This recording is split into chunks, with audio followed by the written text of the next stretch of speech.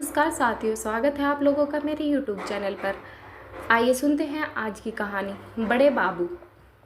365 दिन, कई घंटे और कई मिनट की लगातार और अनथक दौड़ धूप के बाद मैं आखिर अपनी मंजिल पर धड़ से पहुंच गया। बड़े बाबू के दर्शन हो गए। मिट्टी के गोले ने आग के गोले का चक्कर पूरा कर लिया। अब तो आप भी मेरी भूगोल की लियाकत के कायल हो गए। इस रूपक न समझिए। बड़े बाबू में दोपहर के सूरज की गर्मी और रोशनी थी, और मैं क्या, मेरी बिसात क्या, एक मुट्ठी खाक। बड़े बाबू मुझे देखकर मुस्कुराए। हाय, यह बड़े लोगों की मुस्कुराहट। मेरा अधमरा सा शरीर कांपने लगा। जी मैं आया बड़े बाबू के कदमों पर बिछ जाऊं। मैं काफिर नहीं, गालिब का मुरीद नहीं। जन्नत के होने पर मुझे पूरा यकीन है, उतना ही पूरा जितना अपने अंधेरे घर पर। लेकिन फरिश्ते मुझे जन्नत ले जाने के लिए आए तो भी यकीनन मुझे वह सब ज़बरदस्त खुशी न होती जो इस चमकती हुई मुस्कुराहट से हुई। आंखों में सरसों फूल गई। सारा दिल और दिमाग एक बगीचा बन गया। कल्पना ने मिस्र के ऊंचे महल बनाने शुरू कर दिए। सामने कुर्सियां पर देख खसकी पट्टियों से सजा सजाया कमरा था। दरवाजे पर उम्मीदवारों की भीड़ लगी हुई थी, और एक कुर्सी पर शान से बैठे हुए सबको उसका हिस्सा देने वाले खुदा की दुनियाबादी फर्ज अदा कर रहे थे। नज़र में आज का तूफान बरपा था, और मैं किसी तरफ आंख उठाकर न देखता था कि जैसे मुझे किसी से कुछ लेना देना नहीं। अचानक एक शेर जैसी गरज ने मेरे बनते हुए महल में एक भूचाल सा ला दिया। क्या काम है? हाय रे भोलेपन! इस पर सारी दुनिया के हसीनों का भोलापन और बेपरवाही निसार है। इस दिहाड़ी पर माथा रगड़ते रगड़ते 365 दिन, कई घंटे और कई मिनट गुजर गए। चौखट का पत्थर घिसकर जमीन से मिल गया। इदू बिसाती की दुकानें के आधे खिलौने, गौरवर्धन हलवाई की आधी दुकान इसी ड्योढ़ी की भेंट चढ़ गई। और मुझसे आज सवाल होता है, क्या काम है? मगर नहीं, यह मेरी ज्यादती है, सरासर जुल्म। जो दिमाग बड़े बड़े मुल्की और माली तमन्नों से मसलों में दिन रात लगा रहता है, जो दिमाग डॉक्यूमेंटों, सर्कुलरों, परवानों, हुक्मनामों, नक्शों वगैरह के बोझ से दबाया जा रहा है, उसके नज़दीक मुझ जैसे खाक के पुतले की हस्ती ही क्या। मच्छर अपने को चाहे हाथी समझ ले, पर बैल के सींग तो उसकी क्या खबर। मैंने दबी जबान में कहा, हजूर की कदम पोशी के लिए हाजिर हुआ। बड़े बाबू गरजे, क्या काम है? अब की बार मेरे रोए खड़े हो गए। खुदा के फजल से लहीम सहीम आदमी हूँ। जिन दिनों कॉलेज में था, मेरे डील डोड़ और मेरी बहादुरी और दिलेरी की धूम थी। हॉकी टीम का कप्तान, फुटबॉल टीम का नायब कप्तान, क्रिकेट टीम जनरल था।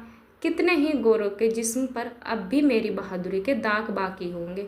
मुमकिन है 2-4 अब भी बोशाखियाँ लिए चलते या रेंगते होंगे। बम्बई क्रॉनिकल और टाइम्स में मेरे गेंदों की धूम थी, मगर इस वक्त बाबू साहब की गरज सुनकर मेरा शरीर कांपने लगा। कांपते हुए बोला, हजूर की कदमबोशी के लिए हाजिर हुआ। बड़े बाबू ने अपना स्लिपदार पैर मेरी तरफ बढ़ाकर कहा, शौक से लीजिए, यह कदम हाजिर है। जितने बोझ चाहे लीजिए, बेहिसाब मामले हैं। मुझसे कसम ले लीजिए, जो मैं गिनूं जब तक आपका मुंह न थक जाए। लिए जाइए। मेरे लिए इससे बढ़कर खुशनसीबी का क्या मौका होगा। औरों को जो बात बड़े जब तक बड़े संयम वर्त से मिलती, वह मुझे बैठे बिठाए बगैर हड़बड़ाए लगाए हासिल हो गई। मैं भी खुशनसीब, आप अपने दोस्त हबाब आत्मीय स्वंजन जो हो उन सबको लाए तो और भी अच्छा। मेरे यह सबको छूट है। हंसी के पर्दे में यह जो जुल्म बड़े बाबू कर रहे थे, उस पर शायद अपने दिल में उनको नाज होगा। इस मनहूस तकदीर का बुरा हो जो इस दरवाजे का भिखारी बनाए हुए। जी मैं तो आया कि हजरत के बड़े हुए पैर को खींच लो और आपको ज़िंदगी भर के लिए सबक दे दो कि बदनसीबों से दिल लगी करने का यह मज़ा है।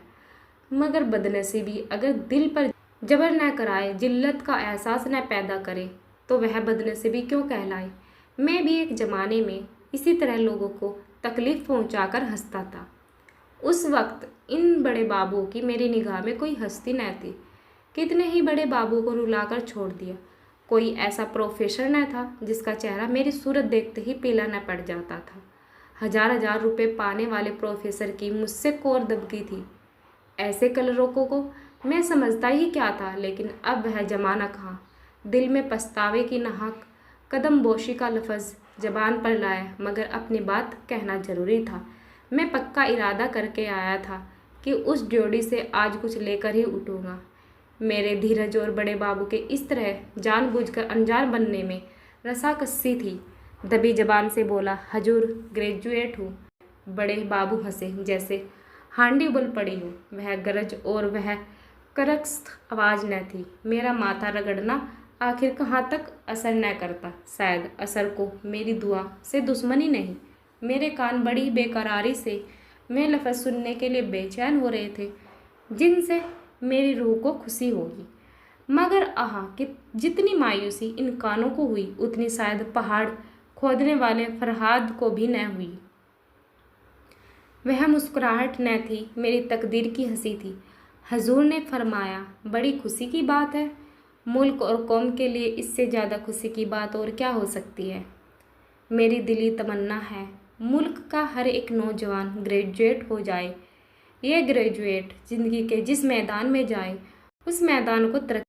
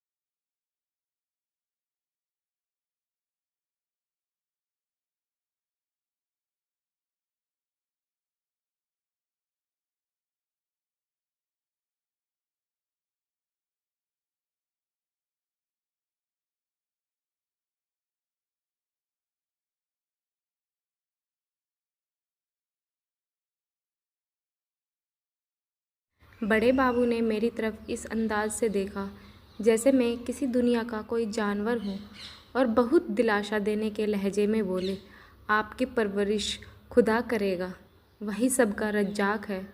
दुनिया जब से शुरू हुई है तब से तमाम शायर, हकीम और औलिया यही सिखाते हैं कि खुदा पर भरोसा रख, और हम हैं कि उनकी हिदायत को भूल जाते हैं। लेकिन खैर, मैं आपको नेक सलाह देने की कंजूसी न करूँगा। आप एक अखबार निकाल लीजिए। यकीन मानिए, इसके लिए बहुत ज़्यादा पढ़े लिखे होने की ज़रूरत नहीं है। आप तो खुदा के फजल से ग्रेजुएट हैं। स्वादिष्ट तिलाव और स्तंभन बटियों के नुस्खे लिखिए। तिब्बे अकबर में आपको हजारे नुस्खे मिले। लाइब्रेरी जाकर नकल कर लाइए और अखबार में नए नाम से छापिए। कोक शास्त्र तो आपने पढ़ा ही होगा, अगर न पढ़ा हो तो एक बार पढ़ जाइए और अपने अखबार में शादी की मर्जों के तरीके लिखिए। कामेंद्रिय के नाम जितने ज़्यादा आ सके बेहतर है। फिर देखिए कैसे डॉक्टर और प्रोफेसर और डिप्टी कलेक्टर आपके भक्त होते हैं। इसका ख्याल रहे कि यह काम हकीमाना अंदाज से किया जाए। व्यापारी और हकीमाना अंदाज में थोड़ा फ़र्क है। व्यापारी सिर्फ अपनी दवाओं की तारीफ करता है, हकीम परिभाषाओं और शुक्तियों को खोलकर अपने लेखों को इल्मी लग देता है। की तारीफ से लोग चिढ़ते हैं, हकीम की तारीफ पर भरोसा करते हैं। अगर इस मामले में कुछ समझने बूझने की ज़रूरत हो तो रिलाशा दरवेश हाजिर है। अगर इस काम में आपको कुछ दिक्कत मालूम होती हो तो स्वामी श्रद्धानंद की खिदमत में जाकर शुद्धि पर आदमगी जाहिर कीजिए। फिर देखिए आपकी कितनी खातिर तवाजो होती है। इतने समझाया देता हूँ कि शुद्धि के लिए फ़ौरन तैयार न हो जाइएगा। पहले दिन तो 2-4 हिंदू धर्म की किताबें मांग लाइएगा। एक हफ्ते के बाद जाकर कुछ ऐतराज़ कीजिएगा, मगर ऐतराज़ ऐसा हो जिनका जवाब आसानी से दिया जा सके। इससे स्वामी जी को आपकी छानबीन और जानने की ख्वाहिश का यकीन हो जाएगा। बस आपकी चांदी है। आप इसके बाद इस्लाम की मुखलिफ्त पर 2 और मजबूनों को सिलसिला किसी हिंदू रिसाले में लिख देंगे। आपकी ज़िंदगी और रोटी का मसला हल हो जाएगा। इससे भी सरल एक नुस्खा है, तबलीगी मिशन में शरीक हो जाइए। किसी हिंदू औरत, खासकर नौजवान बेवा पर डोरे डालिए। आपको यह देखकर हैरत होगी कि वह कितनी आसानी से आपसे मोहब्बत करने लग जाती। उसकी अंधेरी ज़िंदगी के लिए एक मिसाल साबित होंगी। वह उज नहीं करती, शौक़ से इस्लाम कबूल कर लेगी। बस आप शहीदों में दाखिल होइएगा। अगर ज़रा एहतियात से काम करते रहें तो आपकी ज़िंदगी बड़े चैन से गुजरेगी। एक ही खेवे में दिन और दुनिया दोनों ही पार हो जाएंगी। जनाब लीडर बन जाएगा। वल्लाह एक हफ्ते में आपका शुमार नामी ग्रामीण लोगों में होने लगेगा। दीन के सच्चे परोपकार सादे मुसलमान आपको दिन की डूबती हुई कश्ती का मल्लाह समझेंगे। फिर खुदा के सिवा और किसी को खबर न होगी कि आपके हाथ क्या आता है और वह कहाँ जाता है। खुदा कभी राज नहीं खोला करते, यह आप जानते ही हैं। ताज्जुब है कि इन मौक़ों पर आपकी निगाह क्यों नहीं जाती। मैं तो बुढ़ा हो गया और अब कोई नया काम नहीं सीख सकता, वरना इस वक्त लीडरों का लीडर होता। इस आग की लपटें जैसे मजाक ने जिस्म में शोले पैदा कर दी। आँखों में से चिंगारियाँ निकलने लगी। धीरज हाथ से छूटा जा रहा था, मगर कहरे दरवेश बर जाने दरवेश भिखारी का गुस्सा अपनी जान के मुताबिक सर झुकाकर खड़ा रहा। जितनी दलीलें में कई दिनों से चुन चुन कर रखी थी, सब धरी रह गई। बहुत सोचने पर भी कोई नया पहलू ध्यान में न आया। यूँ खुदा के फजल से बेवकूफ़ या कुंदे जहन नहीं हूँ, अच्छा दिमाग पाया है। इतना सोच विचार से कोई अच्छी सी गज़ल हो जाती, पर तबीयत ही तो है न लड़ी। इत्तेफाक से जेब में हाथ डाला तो अचानक याद आया कि सिफारिशों खतों का एक पोता भी साथ लाया हूँ। रोब का दिमाग पर क्या असर पड़ता है, इसका आज तजुर्बा हुआ। उम्मीद से चेहरा फूल की तरह खिल उठा। खतों का पुलिंदा हाथ में लेकर, हजूर यह चंद खत है, इन्हें मुलाहिजा फरमा ले। बड़े बाबू ने बंडल लेकर मेज पर रख दिया और उस पर एक उड़ती हुई नज़र डालकर बोले, आपने अब तक इन मोतियों को क्यों छिपा रखा था। मेरे दिल में उम्मीद की खुशी का एक हंगामा बरपा हो गया। जबान जो बंद थी खुल गई। उमंग से बोला, हजूर की शान शौकत ने मुझ पर इतना रौब डाल दिया और कुछ ऐसा जादू कर दिया कि मुझे इन खतों की याद ही न रही। हजूर से मैं बिना नमक मिर्च लगाए सच सच कहता हूँ कि मैंने इनके लिए किसी तरह की कोशिश या सिफारिश नहीं की, किसी तरह की दौड़ भाग नहीं की। बड़े बाबू ने मुस्कुराकर कहा, अगर आप इनके लिए ज़्यादा से ज़्यादा दौड़ भाग करने में भी अपनी ताकत खर्च करते तो भी मैं आपको इसके लिए बुरा भला न कहता। आप बेशक बड़े खुशनसीब हैं कि यह नायाब चीज़ बेमांग मिल गई। इसी ज़िंदगी के सफ़र का पासपोर्ट समझिए। वाह, आपको खुदा के फजल से एक एक से कदरदान नसीब हुए। आप जहीन हैं, सीधे सच्चे हैं, बेलौस फरमाबरदार है। उफ़्फ़ा, आपके गुणों की तो कोई इंतहाई ही नहीं। कसम खुदा की, आप में तो तमाम भीतरी और बाहरी कमाल भरे हुए हैं। आप में सूझबूझ, गंभीरता, सच्चाई, चौकसी, कुलीनता, शराफत, बहादुरी सभी गुण मौजूद हैं। आप तो नुमाइश में रखे जाने के काबिल मालूम होते हैं कि दुनिया आपको हैरत की निगाहों से देखे तो दांतों तले उंगली दबाए। आज किसी भले का मुख देखकर उठा था कि आप जैसे पाकीज़ा आदमी के दर्शन हुए। यह वे गुण हैं जो ज़िंदगी के हर एक मैदान में आपको शोहरत की चोटी तक पहुंचा सकते हैं। सरकारी नौकरी आप जैसे गुणियों की शान के काबिल नहीं। आपको यह कब गवारा होगा? इस दायरे में आप मंजूर कर सकते हैं? हरगिज नहीं। मैंने डरते डरते कहा, जनाब, जरा इन लफ्ज़ों को खोलकर समझा दीजिए। आदमी के जानवर बन जाने से आपकी क्या मनसा है? बड़े बाबू ने त्योरी चढ़ाते हुए कहा, या तो कोई पेचीदा बात न थी जिसका मतलब खोलकर बतलाने की ज़रूरत हो।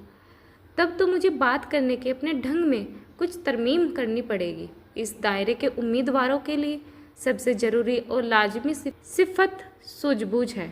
मैं नहीं कह सकता कि मैं जो कुछ कहना चाहता हूँ वह इस लफ्ज़ से अदा हो या नहीं।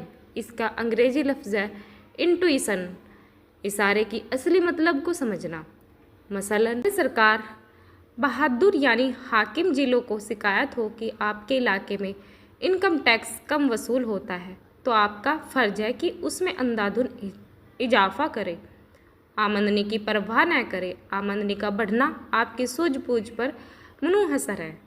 एक हल्की सी धमकी काम कर जाएगी और इनकम टैक्स दुगना तिगना हो जाएगा। यकीनन आपको इस तरह अपना ज़मीर बेचना गवारा न होगा। मैंने समझ लिया कि मेरा इम्तहान हो रहा है।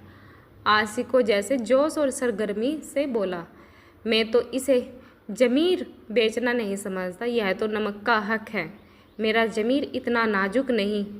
बड़े बाबू ने मेरी तरफ कदरदानी की निगाहों से देखा। शाबाश, मुझे तुमसे ऐसे ही जवाब की उम्मीद थी। आप मुझे होनहार मालूम होते हैं, लेकिन शायद दूसरी शर्त आपको मंजूर न हो।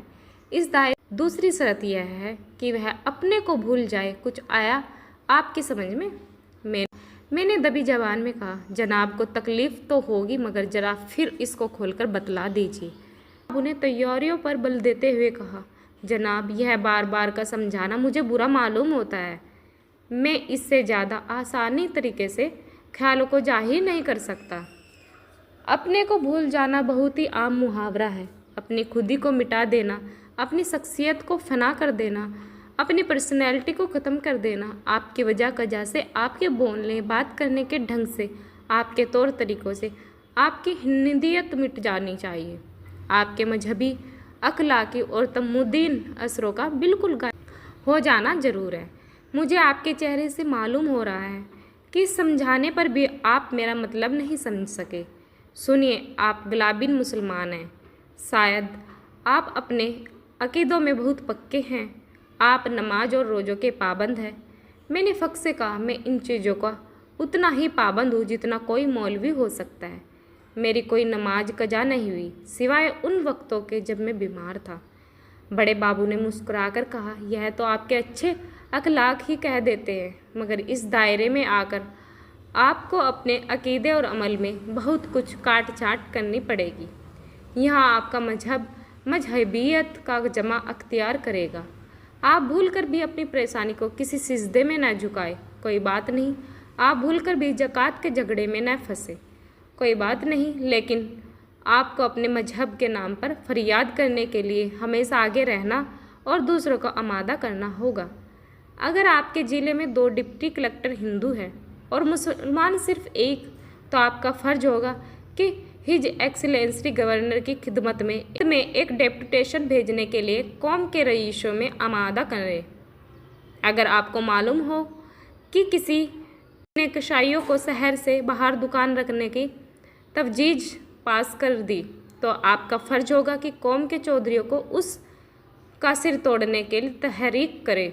आपको सोते जागते उठते बैठते जात पात का राग आलापन चाहिए। मसलन इम्तिहान के नतीजों में अगर आपको मुसलमान विद्यार्थियों की संख्या मुनासिब से कम नज़र आए तो आपको फ़ौरन चांसलर के पास जाकर एक गुमनाम खत लिख भेजना होगा कि इस मामले में ज़रूरी सख्ती से काम किया जाए। यह सारी बातें इसी इंटुइशन शर्त के भीतर आती है। आपके साफ साफ शब्दों में या इशारों से यह काम करने के लिए हियादत न की जाए कि जब कुछ आपकी सूझबूझ पर मुनहसर होगा, आप में यह जोर होगा, तो आप एक दिन जरूर ऊंचे ओहदे पर पहुंचेंगे। आपको जहां तक मुमकिन हो अंग्रेजी में लिखना और बोलना पड़ेगा। इसके बगैर हुक्काम आपसे खुश न होंगे। लेकिन कौमी ज़बान की हिमायत और प्रचार की सदा आपकी ज़बान से बराबर निकलती रहनी चाहिए। आप शौक़ से अखबार का चंदा हजम करें, मंगनी की किताबें पढ़ें, चाहे वापसी के वक्त किताब के फट चिंत जाने के कारण आपको माफ़ी क्यों न मांगनी पड़े, लेकिन ज़बान की हिमायत बराबर ज़ोरदार तरीके से करते रहिए। खुलासा यह है कि आपको जिसका खाना उसका गाना होगा। आपको बातों से, काम से और दिल से अपने मालिक की भलाई में और मजबूती से उसको जमाए रखने में लगे रहना पड़ेगा। अगर आप यह ख्याल करते हो कि मालिक की खिदमत के जरिए कौम की खिदमत की करूँगा, तो यह झूठ बात है, पागलपन है, हिमाकत है। आप मेरा मतलब समझ गए होंगे। फरमाइए, आप इस हद तक अपने को भूल सकते हैं? मुझे जवाब देने में ज़रा देर हुई। सच यह है कि मैं भी आदमी हूँ और 20वीं सदी का आदमी हूँ। मैं बहुत जागा हुआ न सही, मगर बिल्कुल सोया हुआ भी नहीं हूँ। मैं भी अपने मुल्क और कौम को बुलंदी पर देखना चाहता हूँ। मैंने तारीख पढ़ी और उससे इसी नतीजे पर पहुँचा कि मजहब दुनिया में सिर्फ एक है और उसका नाम है दर्द। मजहब की मौजूदा सूरत धेड़बंदी के सिवाय और कोई हैसियत नहीं रखती। खदेन चोटी से कोई बदल नहीं जाता। पूजा के लिए कलीशा मस्जिद मंदिर के में बिल्कुल ज़रूरत नहीं समझता। हाँ, यह मानता हूँ कि घमंड और खुदगर्जी को दबाए रखने के लिए कुछ करना ज़रूरी है। इसलिए नहीं कि मुझे जन्नत मिलेगी या मेरी मुक्ति होगी, बल्कि सिर्फ इसलिए कि मुझे दूसरों के हक छीनने से नफरत होगी। मुझ में खुदी का खास जुज महसूस होगा। यो अपनी खुशी से कहिए तो आपकी जूतियाँ सीधी करूं, लेकिन बर्दाश्त नहीं। महकूम बनना शर्मनाक समझता हूँ। किसी गरीब को जुल्म का शिकार होते देखकर मेरे खून में गर्मी पैदा हो जाती है।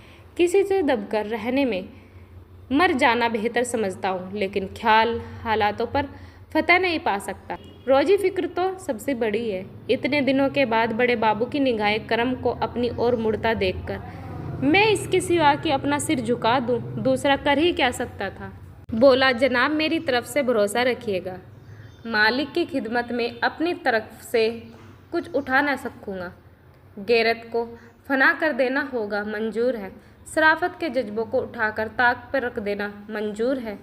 मुखबरी करनी पड़ेगी, मंजूर है। तो बिस्मिल्लाह, कल से आपका नाम उम्मीदवारों की फतहरिस्त में लिखा जाएगा। मैंने सोचा था कल से कोई जगह मिल जाएगी। इतनी जिल्लत कबूल करने के बाद रोजी की फिक्र से तो आज़ाद हो जाऊंगा। अब यह हकीकत खुली बस मुंह से निकला और जगह कब तक मिलेगी। बड़े बाबू हंसे, वही दिल दुखाने वाली हंसी जिसमें तौहीन का पहलू खास था। जनाब मैं कोई ज्योतिषी नहीं, कोई फ़कीर दरवेश नहीं। बेहतर है इस सवाल का जवाब आप किसी औलिया से पूछें। दस्तर खाना बिछा देना मेरा काम है। खाना आएगा और आपके हलक में जाएगा, यह पैसी नगोई मैं नहीं कर सकता। मैंने मायूसी के साथ कहा, मैं तो इससे बड़ी इनायत का मुंतजिर था।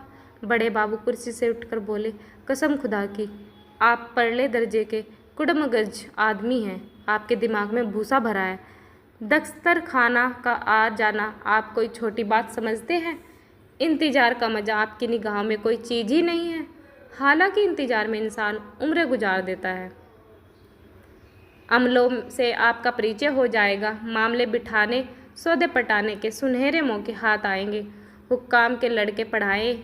अगर आप गंडे दावजी का फ़न सीख लीजिए तो आपके हक में बहुत मुफीद हो। कुछ हकीम भी सीख लिए। अच्छे होशियार सुनौरों से दोस्ती पैदा कीजिए, क्योंकि आपको उनसे अक्सर काम पड़ेगा। हुक्काम की औरतें आपसे ही माफर्त अपनी ज़रूरतें पूरी कराएंगी, मगर इन सब लटकों से ज़्यादा कारगर एक और लटका है, अगर वह हुनर आप में है तो। यकीनन आपके इंतज़ार की मुद्दत बहुत कुछ कम हो सकती है। आप बड़े बड़े हकीमों के लिए तफदीर का सामान जुटा सकते हैं। बड़े बाबू मेरी तरफ कनखियों से देखकर मुस्कुराए। तफरीर के सामान से उनका क्या मतलब, यह मैं न समझ सका, मगर पूछते हुए भी डर लगता था कि कहीं बड़े बाबू बिगड़ न जाए और फिर मामला ख़राब हो जाए। एक बेचैनी सी की हालत में ज़मीन की तरफ ताकने लगा। बड़े बाबू ताड़ तो गए कि इसकी समझ में मेरी बात नहीं आई, लेकिन अब की उनकी तैयारी पर बल नहीं पड़े, न ही उनके लहजे में हमदर्दी की झलक फरमाई। यह तो गैर मुमकिन है कि आपके बाजार की सैर न की हो। मैंने शर्माते हुए कहा, नहीं हजूर, बंदा इस कूचे को बिल्कुल नहीं जानता। बड़े बाबू, तो आपको इस कूचे की खाक छाननी पड़ेगी। हाकिम भी आँख कान रखते हैं। दिन भर की दिमागी थकन के बाद स्वभावत रात को उनकी तबीयत तफरीर की तरफ झुकती है। अगर आप उनके लिए आँखों का अच्छा लगने वाला रूप और कानों में भाने वाले संगीत का इंतजाम सस्ते दामों पर कर सकते हैं या कर सके तो। मैंने किसी कदर तेज होकर कहा, आपका कहने का क्या मतलब है कि मुझे रूप की मंडी की दलाली करनी पड़ेगी? बड़े बाबू, तो आप तेज क्यों होते हैं? अगर आप तक इतनी छोटी सी बात आप नहीं समझे तो यह मेरा कसूर है या आपकी अकल का? मेरे जिस्म में आग लग गई। जी, मैं आया कि बड़े बाबू को जुस्तुजू के 2-4 हाथ दिखाऊं, मगर घर की बसेरो सामानी का ख्याल आ गया। बीवी के इंतजार करती हुई आंखें और बच्चों की भूखी सूरतें याद आ गई। जिल्लत का एक दरिया हलक से नीचे ढकेलते हुए बोला, जी नहीं, मैं तेज नहीं हुआ। ऐसी बेअदबी मुझ में नहीं हो सकती। आंखों से आंसू भरकर ज़रूरत ने मेरी गैरत को मिटा दिया। आप मेरा नाम उम्मीदवार में दर्ज कर दे। हालात मुझसे जो कुछ करवाएंगे वह सब करूँगा और मरते दम तक आपका एहसानमंद रहूँगा। दोस्तों, मेरी वीडियो आपको कैसी लगी कमेंट सेक्शन में ज़रूर बताना और लाइक शेयर करें। चैनल पर नए हैं तो चैनल को सब्सक्राइब करना ना भूलें। साथ में बेल आइकन ज़रूर दबाएं, जिससे कि आपको हमारी नेक्स्ट वीडियो का नोटिफिकेशन जल्द से जल्द मिल सके। धन्यवाद।